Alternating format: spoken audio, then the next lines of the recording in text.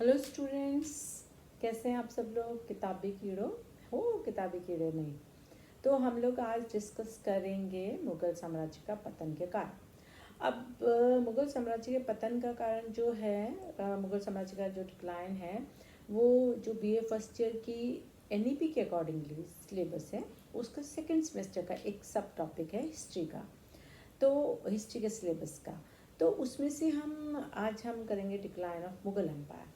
तो इतिहासकारों की ये आम सहमति है कि 1707 में जब औरंगजेब की मृत्यु हुई तो मुग़ल साम्राज्य का पतन जो है वो शुरू हो गया। और इसका साक्ष्य हम कहाँ देखते हैं कि 1734 में मराठे जो हैं वो दिल्ली के आसपास के एरिया को रौंदने में सफल हुए। या हम देखते हैं कि नादिर शाह और अहमद शाह अब्दाली के समक्ष जो है मुग़ल साम्राज्य की जो सेनाएं हैं वो कितनी अक्षम साबित होती हैं।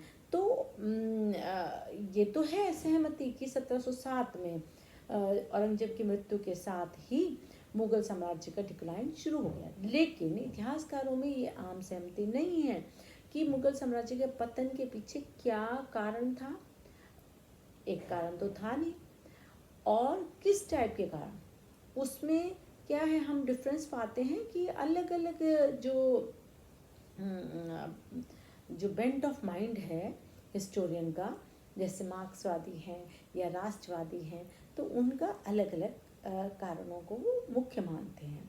और ये मैं आपको बता दूं कि ये जो डिक्लाइन ऑफ मुग़ल एम्पायर था ये बहुत ही स्लो प्रोसेस था, और कोई एक पर्टिकुलर कारण या एक पर्टिकुलर प्रकार के कारण इसके लिए रिस्पॉन्सिबल नहीं थे, राइट।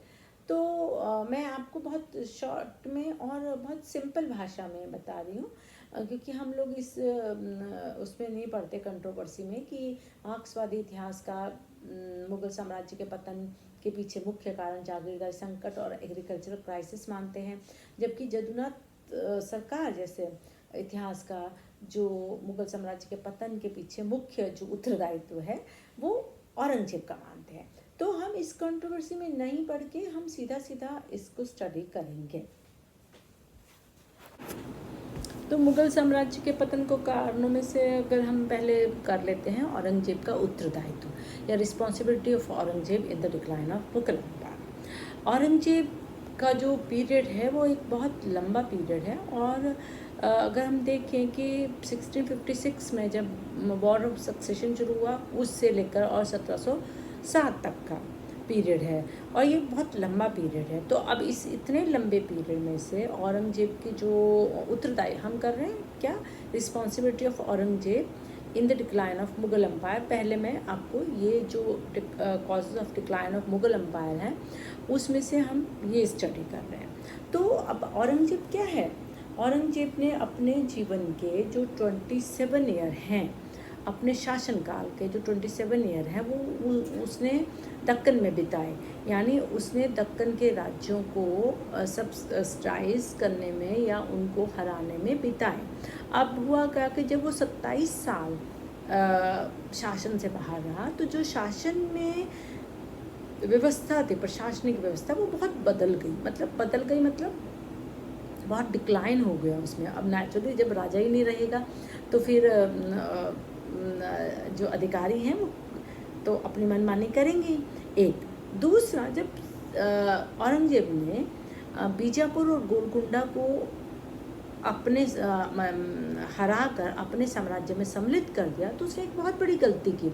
उसे मराठों और मुगलों के बीच में जो एक बफर स्टेट था, बफर स्टेट मतलब एक ऐसा स्टेट जो कि न्यूट्रल था, तो एक यद्यपि बीजापुर और गोलकुंडा कभी न्यूट्रल नहीं रहे। मैं आपको एग्जांपल दे दूँ कि दो स्टेट्स के बीच में यानी मुगलों और मराठों के बीच में वो एक बफर स्टेट बीजापुर और गोलकुंडा हो सकते थे, लेकिन औरंगजेब ने बीजापुर और गोलकुंडा को भी मुग़ल साम्राज्य में सम्मिलित करके मुग़ल साम्राज्य को इतना बड़ा कर दिया, इतना विस्तृत हो गया। नो डाउट विस्तार बहुत हुआ उसका, लेकिन उस इतने बड़े एम्पायर को केंद्र में रहकर उस समय जबकि संचार साधनों की कमी है और ये यातायात के साधनों की कमी है, तो उस समय केंद्र में रह के इतने बड़े एम्पायर को जो है संभालना बहुत मुश्किल था।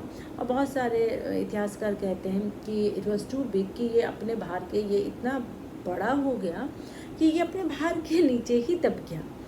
अब अगर हम देखें कि एक मराठों की प्रति जो उसकी नीति है, मराठों के प्रति उसकी नीति में उसने कई ब्लंडर किए, कई बहुत बड़ी बड़ी गलतियां की। जब शिवाजी आगरा में उससे मिलने आए तो शिवाजी को अरेस्ट करा कर और बाद में संभाजी का एक निर्दयतापूर्वक मर्डर करा गया औरंगजेब द्वारा और कवि कुलेश का। तो ये जो था, इन दो चीज़ों ने मराठों और मुगलों के बीच में हमेशा के लिए खाई भर दी। ये जो दो लैंडमार्क आप समझ सकते हैं, मतलब बुरे वाले लैंडमार्क, कि एक तो शिवाजी का गिरफ्तारी और एक जो है संभाजी की बहुत ब्रूटली उनकी जो मर्डर था, या बहुत ब्रूटली उनकी जो हत्या की गई ग्रेजुअली। तो वो उसने हमेशा के लिए मराठों को किससे अलग कर दिया? मुगलों से अलग कर दिया। यानी मित्रता के अब कोई भी बॉन्ड नहीं रह गए थे और ना ही भविष्य में हो सकते थे। एक जो बहुत बड़ा उसका उत्तरदायित्व है औरंगजेब का, वो क्या है? उसकी धार्मिक नीति। और धार्मिक नीति क्या है? अकबर की जो, औरंगजेब ने क्या किया?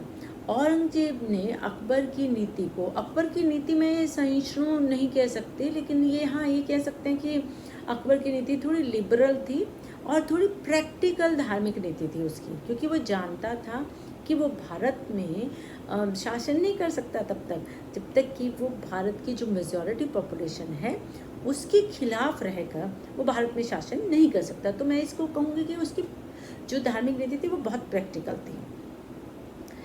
और कुछ बदलाव के साथ ही जहांगीर और शाहजहां ने इसको, कुछ बदलाव के साथ ही जहांगीर और शाहजहां ने इसको कंटिन्यू रखा।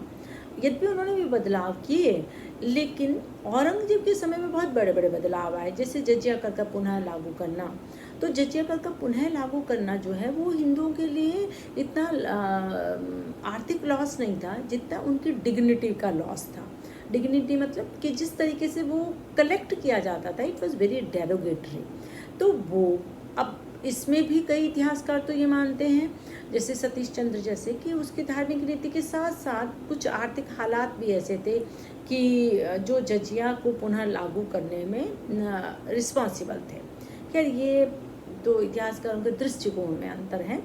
और इसके साथ ही धार्मिक नीति के साथ ही अगर हम उसकी राजपूत नीति देखें तो राजपूत नीति भी उसकी कैसी थी, जो मित्रता अकबर ने अर्न की थी, उस मित्रता को उसने कहीं ना कहीं खो दिया था। मारवाड़ में जब जसवंत सिंह के मृत्यु के बाद उसे मारवाड़ के साथ जो रिलेशन रहे, यानी मारवाड़ पर जिस प्रकार उसने आक्रमण किया और अनेक्स किया, अपने साम्राज्य में सम्मिलित किया, तो उससे राजपूत जो हैं हमेशा के लिए किससे अलग हो गए?